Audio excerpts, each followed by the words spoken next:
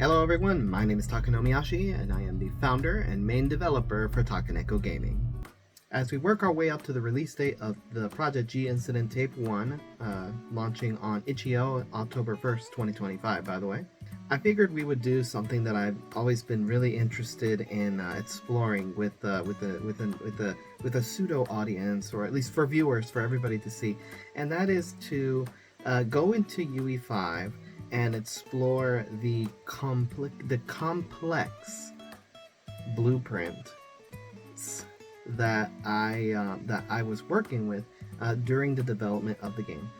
The Prodigy Incident Tape 1 is Takaneko Gaming's first game. It's my first time working with UE5, and while I had a lot of help from tutorials in order to lay the foundation for how I would work inside of the engine, at one point or another I decided, okay, I've got the gist of it, let me go off and do it on my own.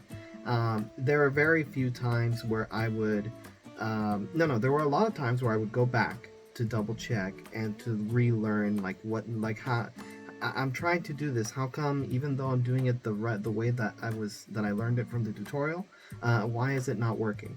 And I would go back, check it, and then be like, oh, I missed a step. But there were very few times where I went back to look for ways to optimize the way that blueprints would work. At one point, in fact, early on during the development, I worked with what is it? What are they called? Oh gosh, like where you have the blueprint in one place and then you functions. That's it. I worked with functions in order to basically keep a blueprint like the main blueprint cleaner, and then it goes off into another function where the rest of the special things that in the game happen. But eventually I stopped using them because they were very, very specific things that I wanted to do inside of the blueprint, and within a function of a blueprint it doesn't work. Like the thing that comes to mind first is dialogue. I needed to put delays between when characters were saying something, and then there would be a delay, and then the next line would be read, or the line that was showing up would disappear, and then the next line would eventually come back. But to do that, I needed delays. And what I cannot do inside of a function is set a delay, or so that the line is read, there's a delay, and then the line continues. So I needed to stop using functions. And I have chosen one of the most complicated blueprints in the entire game. Essentially, it's essentially the whole of the finale is in one blueprint, with a whole bunch of windows that open in order to not everything is squished into one place. I guess you could say there are functions that happen throughout the blueprint, but it's all there. It's all in one place, and I just wanted to go and explore it a bit. Maybe we even get a chance to clean something up, because as I'm going through it, I'll be like, oh, this is supposed to do this, and this little nodule here, this doesn't really do anything. I guess we can delete it. Fine. But I figured we would go through it. It's a really good behind the scenes look at like how of course the development of the game, and especially one of the more complicated parts of the game, which is this big finale blueprint that happens during the soundstage level of the game. So we'll see how it turns out as far as how long it takes us to go through it. Maybe I won't go through the whole thing, because obviously we're dealing with the finale here. I'll try to speak in as broad a term as possible, but you might have a little bit of like an inkling as far as like, okay, so this is maybe a little bit of what to expect in the finale. But yeah, let's go into it. We'll explore one nodule at a time, and you're just gonna see the part that is like the coolest thing about it is that it works. That's the cool part. It's like I did all of it one piece at a time, and I went back and I tested every piece before we continued forward, and it does in fact work. So without further ado, let's go check it out. Okay, so here we are. This is my normal, usual setup for UE5. Whole bunch of tabs open at the top, a few of them that I keep open because I need them to be there, just for quick reference. Have over here, don't know if it, no, you can definitely see it. Over here is the name of the map. We got the main character. That's where everything happens for the main character. Equipment interaction number 8. What is this actually? Equipment interaction number 8. You can look at the dialogue. Not so fast. Oh, not so fast. Not so fast. This not so fast. Let me see. Boolean set that I put here is made so that when you interact with an object, you cannot interact with it immediately afterward. I'm guessing if there's dialogue here, equipment dialogue, it's definitely something where you run up to it, you can run up to it, you interact, you get your dialogue for the for the equipment or the object once. Then it takes this boolean. Now there's a delay of at least 4 seconds before it turns that same boolean off, and then you can interact with the object again. Obviously this keeps you from going up to a door, interacting with it. It says, oh, you can't open this door yet, and then you immediately keep pressing E, and then you get the same dialogue over and over. So this was my solution in order to keep players from interacting with something so fast that the previous bit of dialogue did not even get a chance to go through. But yeah, there's that. Start work is where we're going to be. The master UI is where the master UI of the whole of the game is. As far as like the reticles and the to-do list and things like that, we got the Goji model in the storage room, Goji end credits widget, soundstage, director character, audio box where audio happens. But where we're going to be is the start work blueprint here. You interact with something in the soundstage, and then this gets started. So let me see. We start off with event after begins overlap. So you walk onto an object, we cast to the main character, make sure that it knows it's the main character walking onto it. Character reference. Let me see. We got a split here already. We got a sequence. Is this sequence even necessary? Yes, it is. Playing game. Okay, playing game. Playing game is turned off. Playing game is turned off because there is an issue. I don't know if it's an issue, but at some point or another, I figured out that I cannot have the player pausing the game while the events of the finale are happening. It's essentially a cutscene, and I have not figured out how to stop things from happening, things from derailing when you pause during a cutscene. So this is more than likely here to tell the game, you're playing the game, we're turning it off. That means you cannot pause during this segment. You'll get a little notification that says the game cannot be paused at this time. Then we continue. Get into position 2 is what? Turn true. So we're in position. We got to do once. I have a lot of issues during the game where some dialogue or something pops up more than once, and I'm like, why do you do that? I only need you to do it once. So we do once, and we get our first bits of dialogue. We got dialogue. All of this particular segment here, what you see is how the dialogue works. Essentially, we're going through an array of dialogue bits here, and you're basically going from one index to another. We're going from, like, let me say, -1, then to 0, 1, 2, 3, 4, 5, and that's the array that it goes through. And as long as there is dialogue in the array, you're gonna get more text being showed on the screen. But that's how we work. We add to viewport, set text, This is all part of tutorial stuff. I was looking for a really simple dialogue way to deliver dialogue to the player, and a lot of it is with what do you call it? Like interactable dialogue, where you press E in order to continue on to the next line, and then eventually we graduate to dialogue that plays on a delay, which means that you start the dialogue, and then after a few seconds, as the next bit of text is going to show up. or it alternates between one player and the next, or the player character and the NPC. And here is one of the first infamous webs that happens as you are speaking. So I had a lot of issues trying to figure out how do I get NPCs to use an animation, right? Yeah, how to use an animation while they're speaking to the main character. And what I needed to do was to make it so that whenever the NPC is talking, they're doing an animation while they're talking to you. When you press E, or when the next bit of dialogue happens, the animation of the NPC has to stop, and it goes over, like the dialogue bit goes to the main character. So here we have on integer 2, which would probably be the NPC. They're going to we're going to make a, let me see, cast to the director model. He's going to be doing an animation here.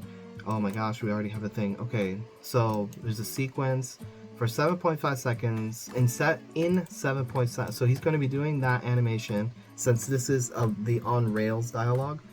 For 7.5 seconds, he's going to be doing that talking animation. Then eventually he's going to transfer into the idle montage, which is basically like he's talking like this, and then he eventually just transitions into a standing position where he's either we're waiting for something else to happen in the stage, or the main character is the one who's talking. And this sequence here, we're gonna get a whole bunch of everything, is going to a delay here that is 4 seconds, then an additional 6 seconds, and this loops for following. This loops all the way. There's the madness to this. There's a method to this madness. It leads to here, which goes all the way up to here, which is basically the loop that makes dialogue happen. So for that dialogue, for that line 2, NPC is going to be talking like this for 7.5 seconds. He goes into idle. At the same time, there is a 4 second and then a 6 second loop, so 10 seconds. And after 10 seconds, it's going to loop. The data is going to loop around, go back to this plus symbol here, and we're going to go from dialogue index 2 to dialogue index 3, and that is the next line, which continues the dialogue. Basically, you're going from 2 to 3, like that. Then we'll go over here. Let me see. There's a true false. So eventually, all of that dialogue, the whole sequence has to go here. You know, it's eventually going to get here again. It's going to check to see, are we looking at integer 2 as far as which dialogue line we're looking at. If it was, then it would start doing the same animation that the director was doing, but it's not. So that's false. We go down here. This is for integer number 3. So this is like the third line so this is like immediately after that. The third line is red. And we've got, let's see what we have here, whole sequence. One of these is eventually, of course, going to go to this delay here. That's a 6 second one. But here, the other 3 are, let's see, that's got Oshi character, Oshi model, the mesh. We got, oh, okay, hold it. So who is this? Oh, wait. Okay, hold on. This is a lot. This is a lot to take in. We were referencing the Oshi model, the soundstage modeler character, and the crew member. So those are the other 3 NPCs that you meet in the game. They're playing animation. This is the nodding animation. So there's a point where the director speaks and the NPCs all nod in agreement. So after he says this line, we have our 6 second delay. The next line for dialogue 3, everybody says, I believe they all say yes sir, and they all nod. They do a little nodding animation for about for who knows if this 0.6 seconds matters, but they do this nodding animation. Then we go into 0.6 delay. We go into another sequence here where after nodding for about 0.6 seconds, give or take, well, after a 0.6 delay after the nodding animation, they will eventually go back into their idle position. And over here, we've already started the loop at this 6-second loop. So we're already going all the way back here to this plus plus. So we're going on from dialogue number 3 to dialogue number 4. So that is essentially how this particular system works. We'll move on to the next one. It's checking, is it integer number 2, number 3? No, it's number 4. So now we're going to do this sequence here. That's number 4. See, there's a point where you skip and there's something else happening, so we go on to number 6. We got 7, 8, etc., etc. And there's a lot that happens in between here. They got an animation. Let me try and remember which animation this is connected to. Sequence, animation, world rotation, set rotation, something moving. Is this connected to anything anyway? It is connected to something. What's it referencing? The mesh for the director. So the director is rotating. We've got other bits of dialogue here. This one is also connected to something. I believe this is still connected to the mesh of the director. So the director is doing a lot of movement because he's talking to the cast, and then he's also talking to the main character because the main character has a question. We've got a Goji growl here. There's a point where the director has to address Goji, and Goji's going to growl back at him. And that's after certain bits of dialogue. Then we got a spindly loopy delay here because for some reason I guess I didn't need to go over to this number 4. And what I needed, okay, maybe what I needed was I didn't need the extra 6-second delay.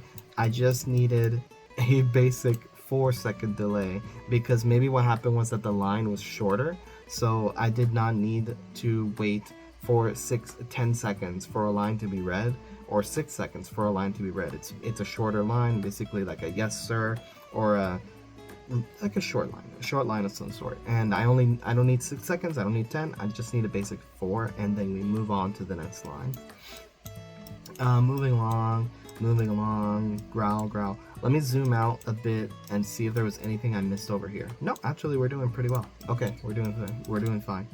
Okay, so we've got all of these bits of dialogue. Goji growls. Oshi turns to the player, and that's here, referencing the Oshi model. We pick up his rotation.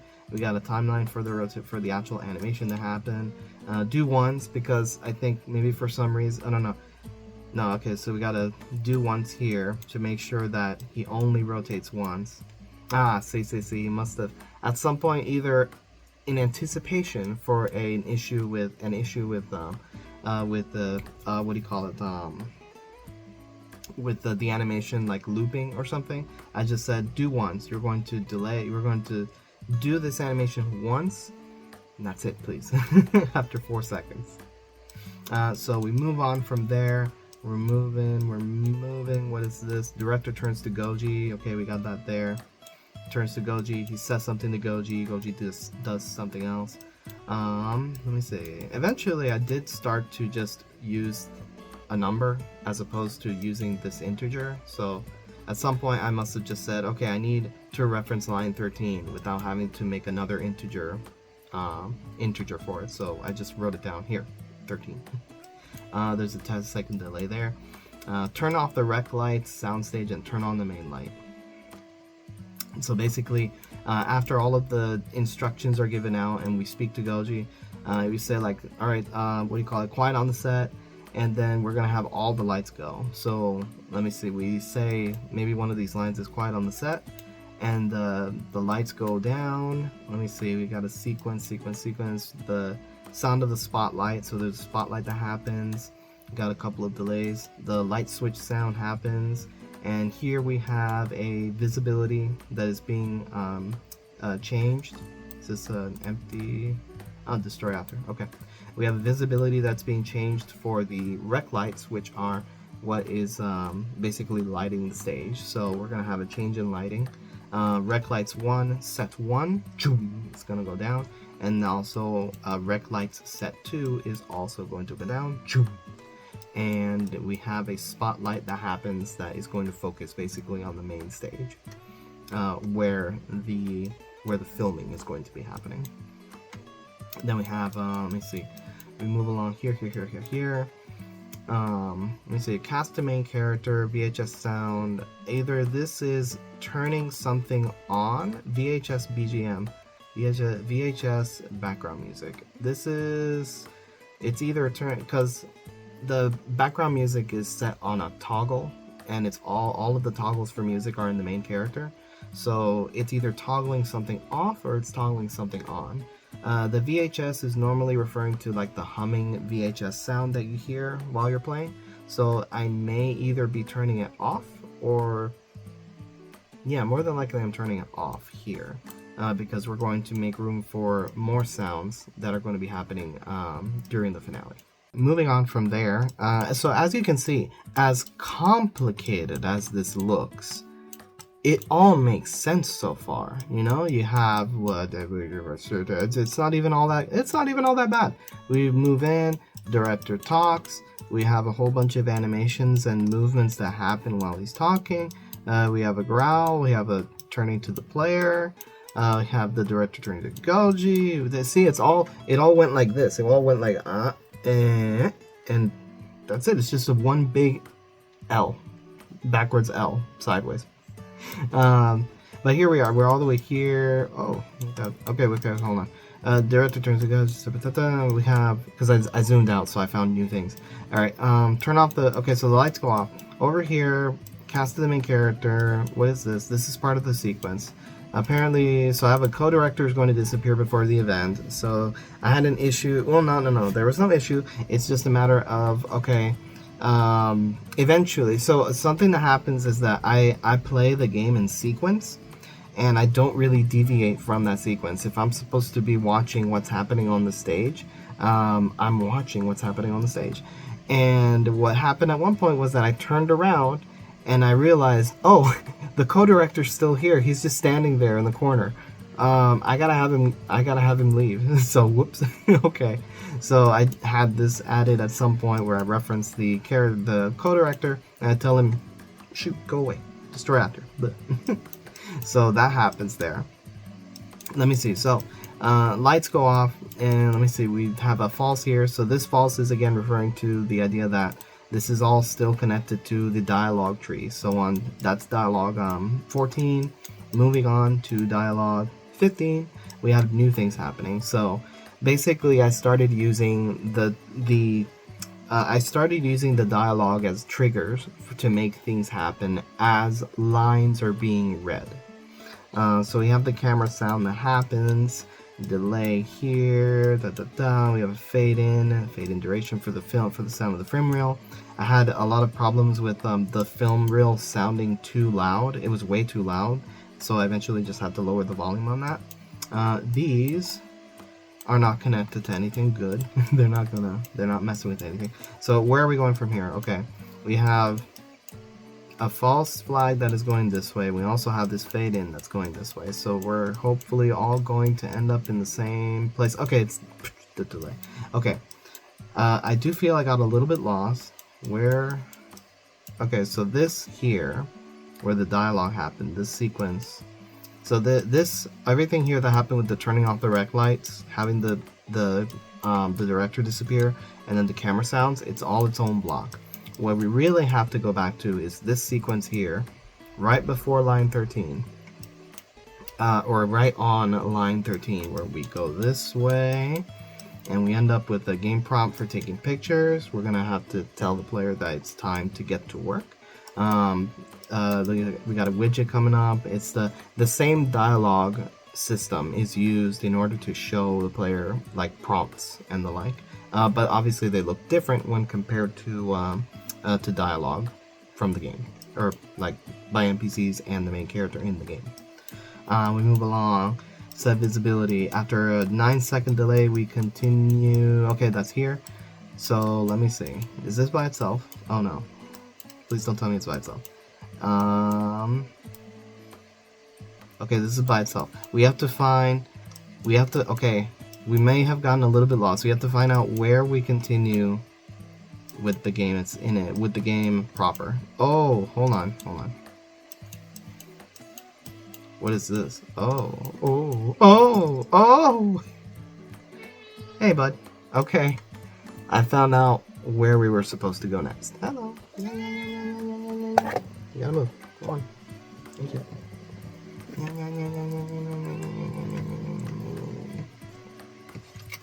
Good. Okay. I found out where we were supposed to go. So, going back to when the dialogue first started. Eventually, this set of dialogue, which has how many? 18. Alright, so when we finish with the original 18 dialogue indexes, the original array, it gets to this point here where the Goji soundstage music happens. I don't remember which soundstage music this is, whether it's the one that's being played for the film or it's background music. Or maybe I'm turning something off. Alright, so once that finishes, it goes here to this point. This is where dialogue would normally end and something else would happen. But I have obviously made it so that more events happen after the original 18 lines have been read. So we go from here down here, you continue going and going. Alright, we reference the Goji model. Goji moves. Goji does things. 30 seconds later, we have more dialogue. How much? A lot of it. Let me double check. It's 42 lines. 40. Oh gosh, hi. You can't hang out here. Sorry. This is the boy. Hello. Yeah. You can't hang out here. There's too many things on the desk right now. So we've started a new array with 42 lines inside, and you can imagine that there's a lot that can happen within 42 lines. So we have it here. Okay, so we start here, cast a main character. See here, apparently when the 42 lines are over, we move on. At some point, we move on to something else, because when the 42 lines end, that's it. So we move along, dialogue is being spoken, and we begin the sequence. Essentially, what's going to make this area so big is that for an animation or an action or an event can happen during any of those 42 lines that are being spoken. Because like I mentioned earlier, I'm using the lines as triggers now in order to make things happen. So we're basically starting here at the top from line 0 to line 1, line 2, line 3, and it's all sometimes there's nothing happening. At least for the most part, it seems that all these lines are being read and it just goes to a 4-second loop. Eventually we've got a branch here for line 4. At line 4 we have something new that happens, which is going to be that the reel is going to stop and we're going to stop the music.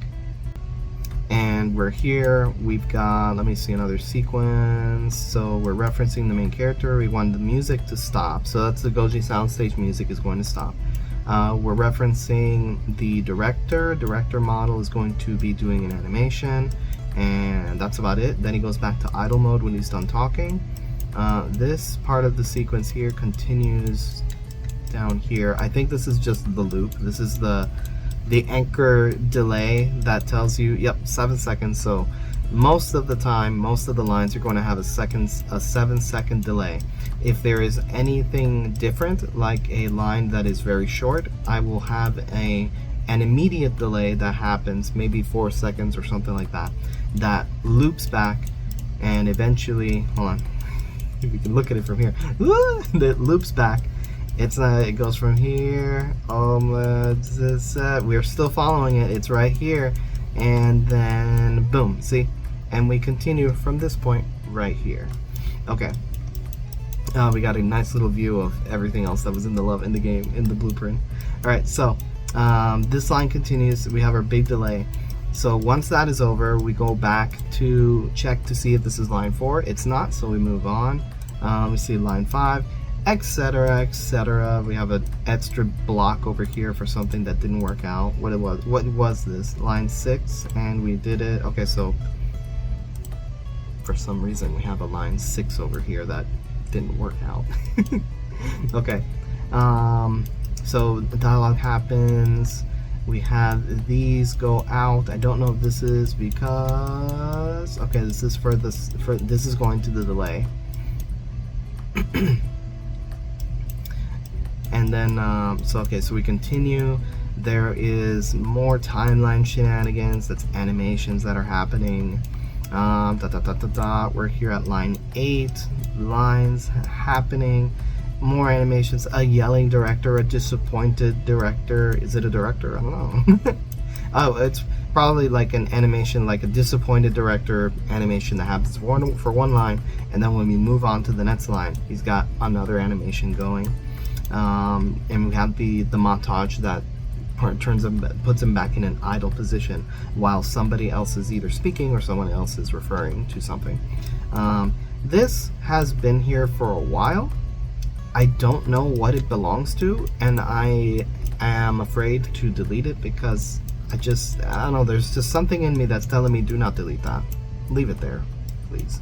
So sometimes a lot of things are in the game, not in the game, but a lot of blueprints are in the game because I am afraid of deleting them and suddenly realizing that I've deleted something important.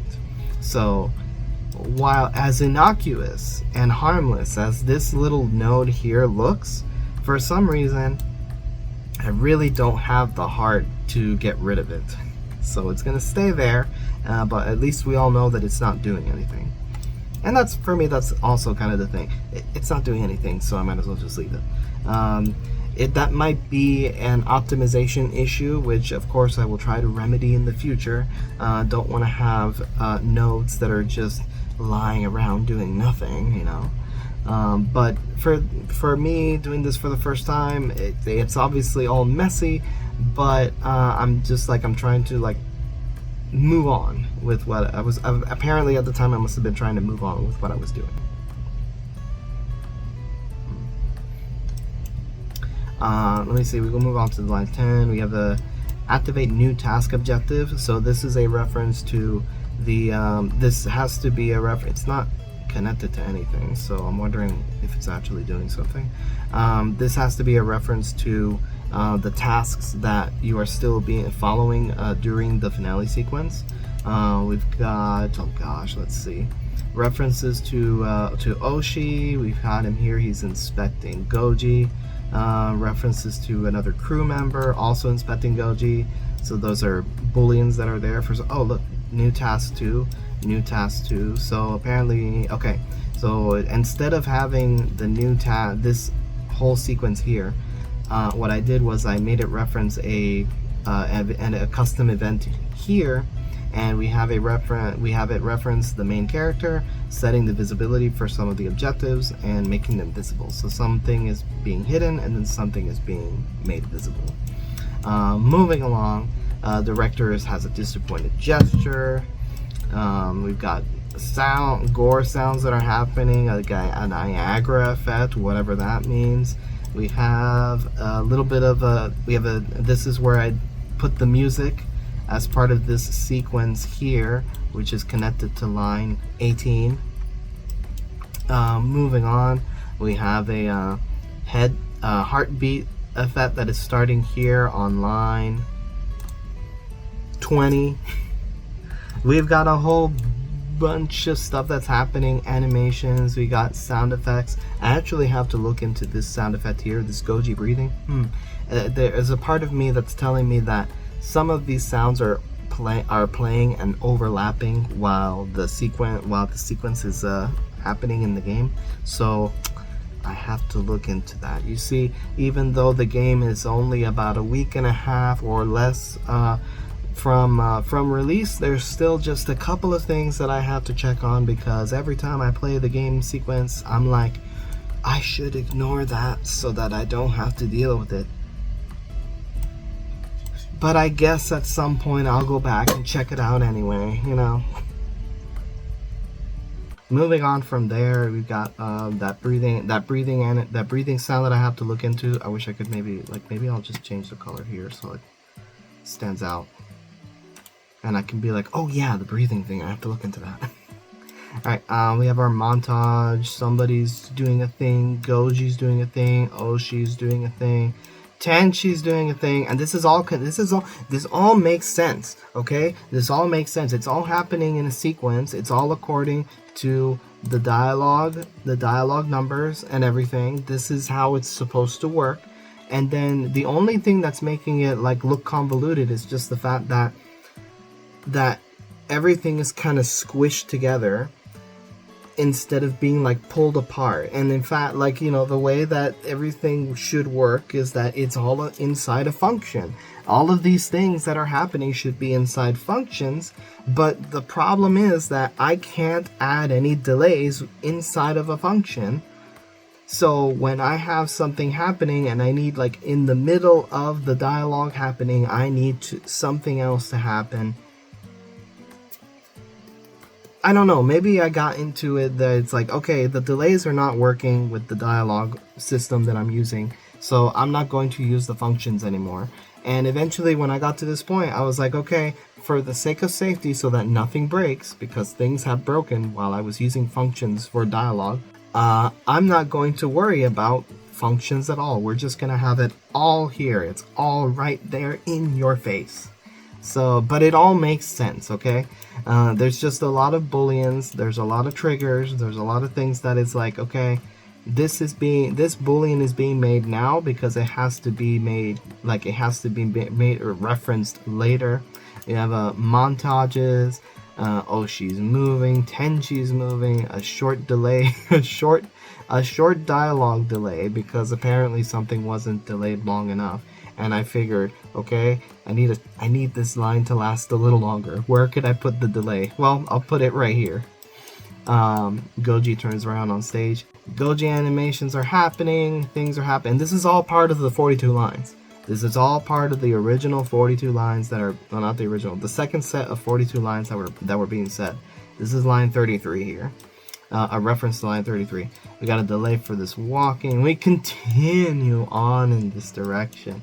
And there's just so much going on, but it all works. That's the thing. That's the fun part. You see this, you see the game, and you're like, as complicated as the blueprint looked, it is working. So we're gonna roll with it. Okay, I'll wrap this up for now because we are going on a bit long here. But yeah, we'll zoom out, and we'll see. You'll see, like, from far away, this is what the blueprint looks like. It's pretty great. and what, as complicated as it is, it works. This is all just to get, all of these lines here are just so they can get to this delay here, which is this is like the delay that is making it so that every line that happens has at least a 7-second delay where the player gets to read what is happening before it moves on to the next thing. And if I need more time because an animation is happening, I tack it on over here somewhere before it continues to go on to the original 7-second delay. Loops keep happening. We eventually make it over here. Things are still happening. I wonder what this area is like. Line 6, 7. See, eventually I graduated to not referencing like an index. I just went, all right, line 7 and 8. This is what it's referring to within this particular array here. Oh, look, there's only 9 of them. Ha. So it continues. This is something else. Luckily, I broke this off from the pack, as it were. More parts of the finale are happening here. We're almost done as far as what things are going on. More animations. Eventually, I did create like a bridge where, like, the culmination of everything that happened in this area eventually all went down to, I think this? No. It went down all the way down to one of these functions. And when this function goes off, you can probably see it here somewhere. Was it part of an event tick? Oh my gosh, is the event tick the thing that is holding this whole thing together? Oh my gosh. No way, I have an event tick that is holding the second half of this together. No way. That might be the case after all. Okay, we'll zoom around. Oh my gosh, it does not end until here. Cutscene fades in. I think. I don't even know. Is this really where it ends? Oh no. Oh no, it's not even connected. The game's busted. Right here. It ends right here. This is the ending. All of that to get to this point. And all of that just to get to right now. Alright, so that is going to cover it for this specific little blueprint tour that we gave you, that we gave you here for the Prodigy Incident Tape 1. There's more. There are other blueprints that have ended in that are just as tragic as this one. I believe that the other one that is just as complex, or maybe it's not even as complex as this one, but it's just as convoluted, is the one of the ones that takes place in the storage room.